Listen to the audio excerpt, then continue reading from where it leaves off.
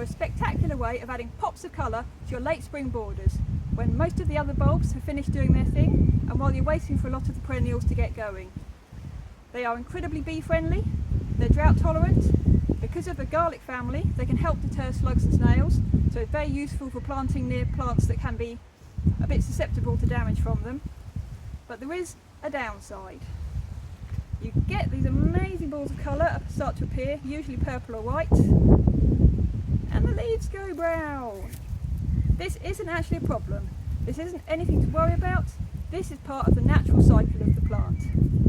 Because once it decides it's making these amazing flowers, it loses interest in the leaves. So all of the energy that it is getting out of the ground is going into the flowers and it's not worrying about the leaves. So what can you do about it? There's two options really.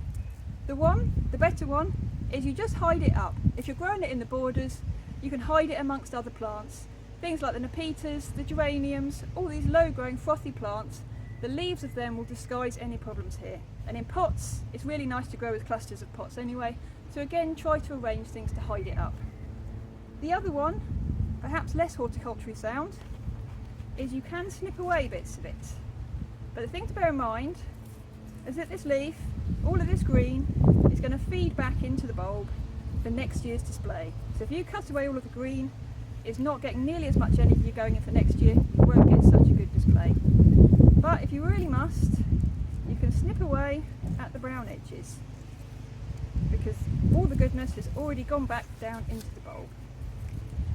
And you can just tidy that up, and that can look a lot smarter. You probably need to do that several times. Don't be in a haste to cut off the flowers when they finish, because they look really nice as seed heads. And if you cut them before they start to go mushy, at some point late summer, take them inside, dry them.